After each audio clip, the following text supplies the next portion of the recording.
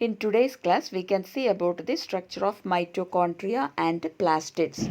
Mitochondria was discovered by Albert von Kolliker, and this mitochondria can be easily seen under the microscope only if it is properly stained. Otherwise, it may not be visible. Okay, the number, size and shape of the mitochondria will be varying depending on the physiological activity of the cell.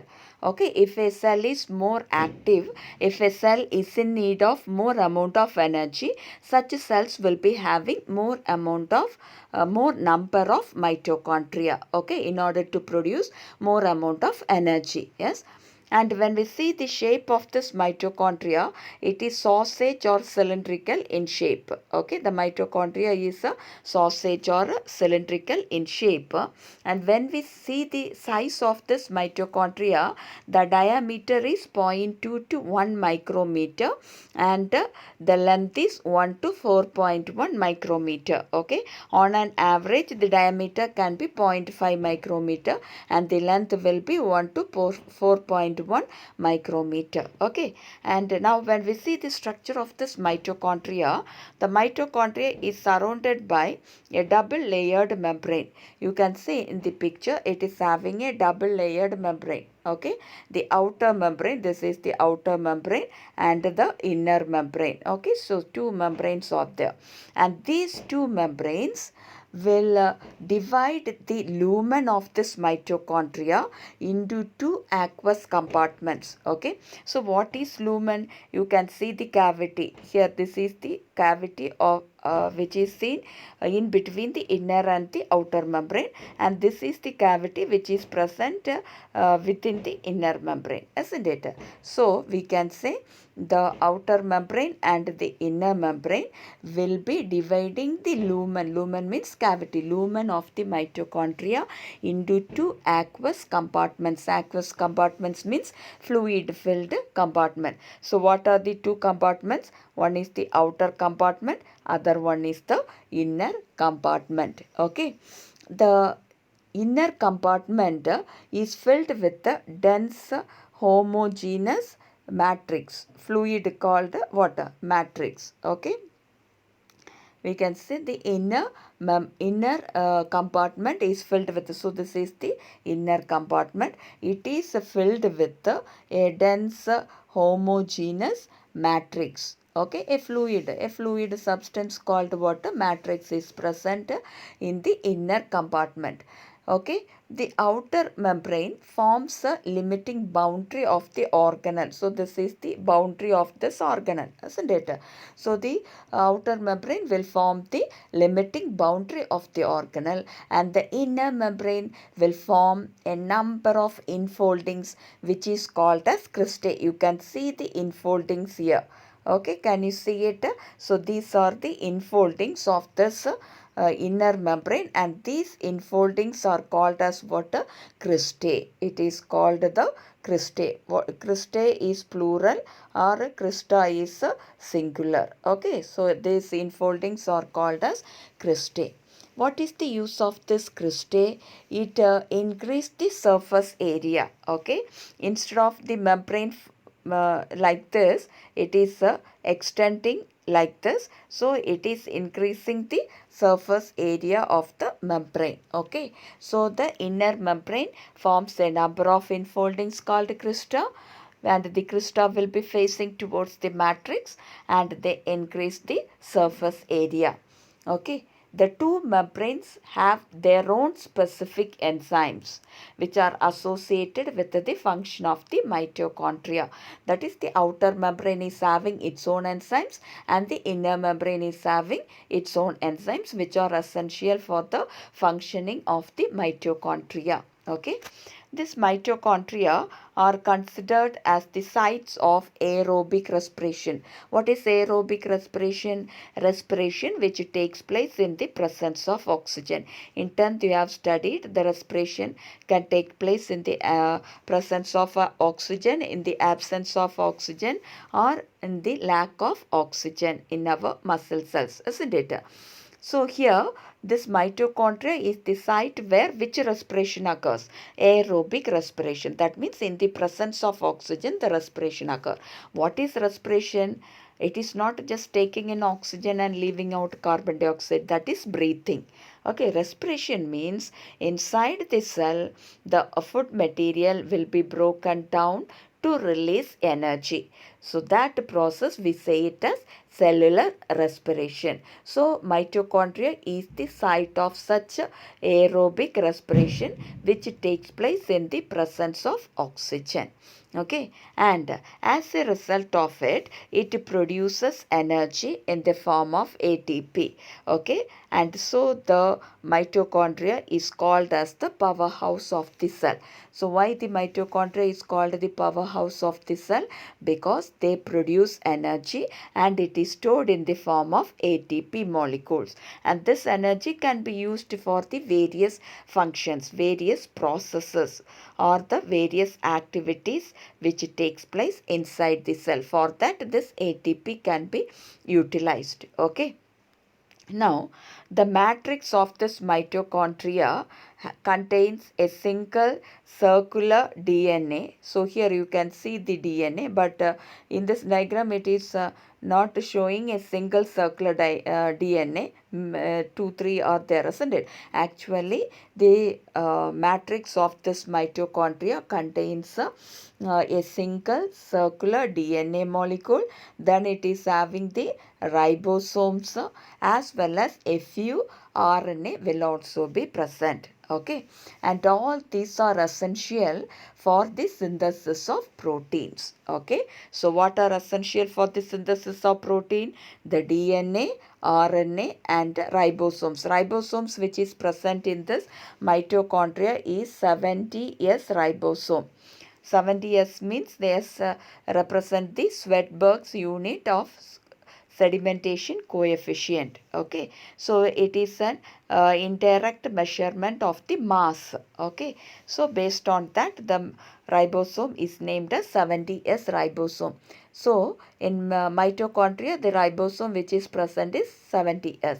So this ribosome, the DNA as well as RNA are essential for protein synthesis. Okay, from the DNA the RNA will be synthesized, and in that mRNA the ribosome will be attaching, and thus it helps in the synthesis of proteins. Okay, and this mitochondria can divide by fission. So how they multiply?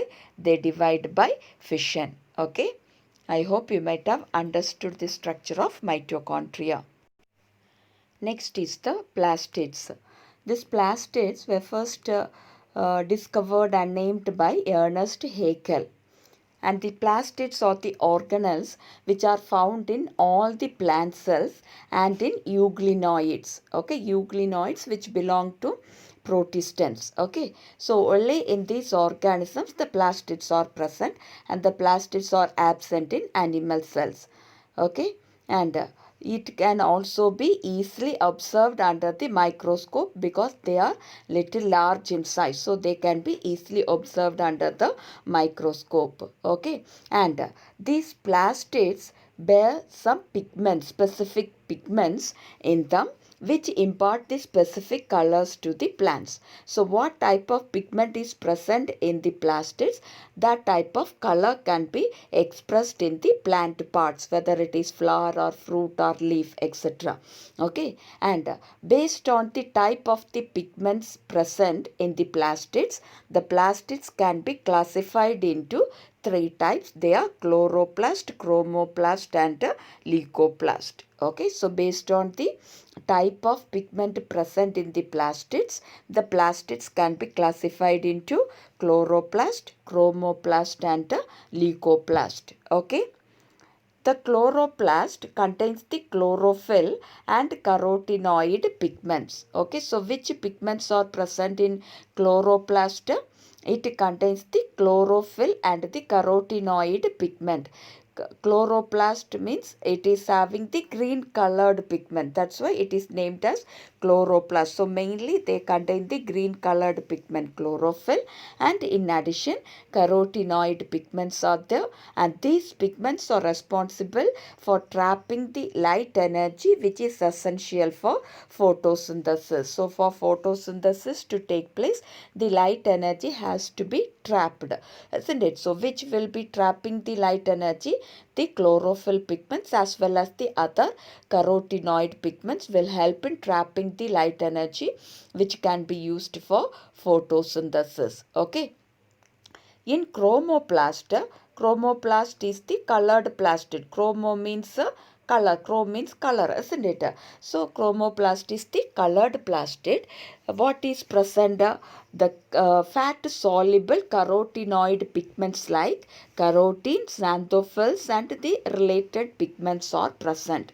Okay, so in chromoplast, carotenoid pigments like carotene, xanthophylls and others are present. Okay, so that these are the pigments present in chromoplast. Okay, and this chromoplast, when it is present and when such pigments are present in them, they give the part of the plant yellow, orange or red color. So if in any part of the plant yellow color, orange or red color is there, that means which plastids are there? The chromoplast will be there because they have the pigment like carotene and the xanthophylls. Okay, and what are leucoplast? They are the colorless plastids. Leucoplast are the colorless plastids because they do not have any colored pigments in them. Okay, they do not have any colored pigments in them. That's why they are colorless plastids. Okay, leucoplast are the colorless plastids. Now, what is the function of this plastids?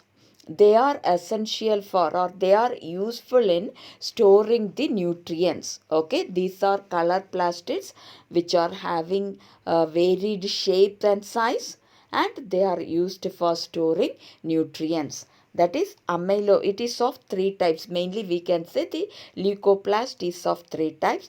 The amyloplast that can store carbohydrate, elaioplast that can store oils and fats, and aleuroplast can store protein. So these are the three different types of leucoplast which can store different type of stored nutrients. Okay, amyloplast store the carbohydrate, elaioplast store the oils and fats, aleuroplast store the proteins in them. Okay, so this is the function of this leucoplast, different types of leucoplast. So here you can see the structure of the plastids. Okay, that is what you are seeing, the rotating one, that is the aleuroplast. So what is the function of aleuroplast? It is used for the storage of protein. Okay, so the structures which you are seeing there, that is the protein granules which are stored inside. Okay, and this picture, below picture is what? It is the amyloplast. So these are the what? Storage food material seen in them. What is the use of amyloplast? It store the carbohydrate. Amyloplast store the carbohydrate or starch. Okay, so these are the starch granules which you are able to see here. Okay, yes. Then in the next you can see about the elaioplast. This is the elaioplast and they are used to store oils and fat. Elaioplast stores oil and fat. You can see here the fatty materials like globules. They are present here. Okay, so these are the stored substances which are present in the leucoplast. Okay. Now, when we see the structure of this chloroplast, the chloroplast are the plastids which contain the green colored pigments, isn't it? Especially the chlorophyll. Yes, and where these are found, they are generally found in the mesophyll cells of the leaves. Okay, the chloroplast are generally found in the mesophyll cells of the leaves, and when we see the shape of this chloroplast, they are lens shaped, discoid, ribbon shaped, or even oval or a spherical shaped. So what are the shapes of this chloroplast which are seen in the plants? It can be lens shaped, oval, spherical, discoid or even ribbon like. Okay, so it is having variable length also. When it is ribbon like, it will be long. When it is oval or lens shaped, it will be short, isn't it? So their length will also be varying. We can say about 5 to 10 micrometer and width 2 to 4 micrometer. Okay, and the number of this chloroplast also varies from plant to plant, we can say. That is, if you take the Chlamydomonas, that is the unicellular algae, it is having one chloroplast per cell. On the other hand, if you take the green algae in their mesophyll cell, there are about 20 to 40 chloroplast per cell. Okay, so you see the variation is there in the number. Okay, some of them are having only one like Chlamydomonas, and some of the cells are having many chloroplast within a cell, like 20 to 40 per cell in the mesophyll cell of green algae. Okay, now when we see the structure of this chloroplast, like mitochondria, they are also surrounded by double membrane. Okay, how many membranes are there? They are surrounded by two membranes. In the picture also you can see here, it is having two membrane. This is the outer membrane and this is the inner membrane. Okay, the outer dark green you can see here in this picture, and the other one is the light one. Okay, so these are the two membranes, the outer membrane and the inner membrane. Okay, and out of these two membranes, the inner membrane is less permeable. When we compare the permeability of both outer and the inner membrane, the inner membrane is relatively less permeable than that of the outer membrane. Okay, and the inner membrane encloses the cavity or the space which is called the stroma.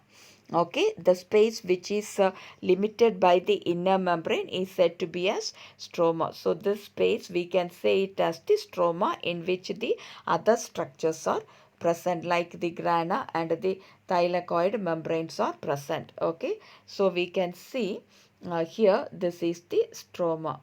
Okay, this cavity, this space which you are able to see inner to the inner membrane is the stroma. Okay, and in this stroma, a number of flattened membranous sacs called thylakoids are present. Okay, a number of flattened membranous sacs. These are sac-like structures called what? Thylakoid membrane is present. Can you see here? This is one thylakoid, this is another, below that another, here another. Okay, so these are the thylakoid membranous sacs. Okay, and that membranous sacs are the thylakoids. Okay, and where they are present? In the stroma. Can you follow? So a large number of flattened membranous sacs called thylakoids are present in the stroma. Now how the thylakoids are arranged?